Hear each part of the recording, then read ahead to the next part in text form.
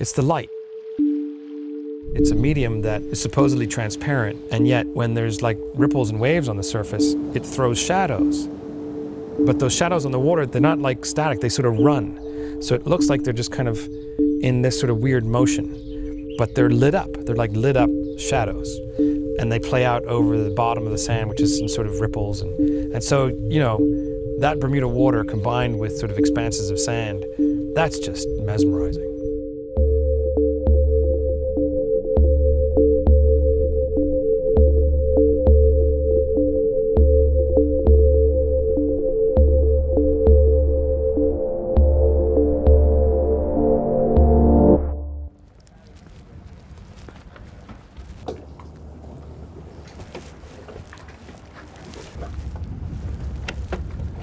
Got that one? Yep.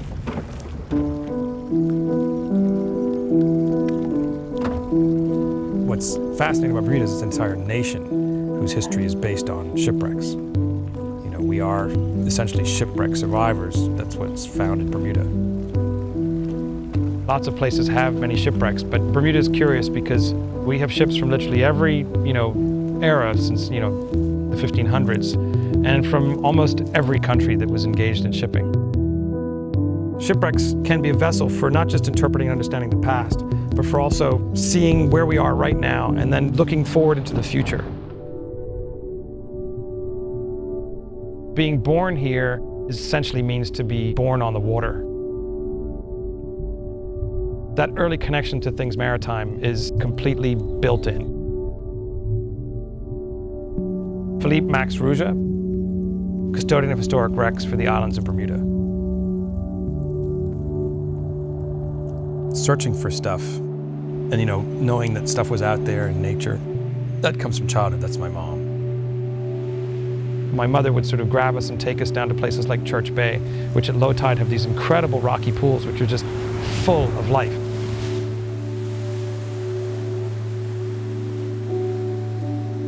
Nature is so incredibly sensory that I just think it's impossible for humans not to get it eventually if they're in it. You can extrapolate the value of shipwrecks far beyond what some might perceive as a very narrow attraction. They can hold your attention at a sort of historical heritage level. There's a science component in terms of the marine environment and marine biology. There's innovations that were made that were abandoned that maybe we've forgotten about. All these things together tell a big, full story. A lot of the people that interacted with shipwrecks historically were incredibly knowledgeable sailors and divers and fishermen. And while they're teaching you about shipwrecks, you're also absorbing a lot of information about legacy spawning aggregations, about abundances of fish that no longer exist, about fish that have come back in the last 20, 30 years, like parrotfish. You realize very quickly the perspective they have over the last 50 years of time in Bermuda in terms of its environment, in terms of change over time, is completely irreplaceable. And as we sort of pull together the knowledge around us, maybe we'll see patterns that we didn't see before.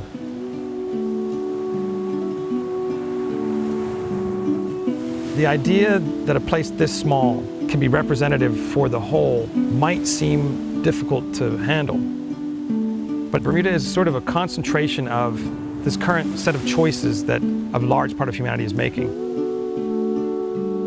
Consequences are never far removed.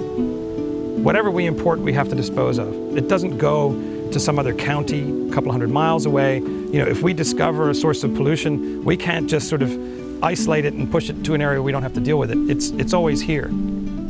If you looked at it from a heritage point of view, our heritage is degrading. If you look at it from an environment point of view, our heritage is being subsumed by an environment and becoming a part of something else. But despair is not a conservation tool. And telling a really good obituary about the marine environment can't be a plan. It has to be more hopeful than that. In order for it to be hopeful, though, we actually have to take action. My hope is that we're gonna be innovative, and we're also gonna gather in that old knowledge set, and by marrying those two things together, we can actually make the progress that we're gonna need to make.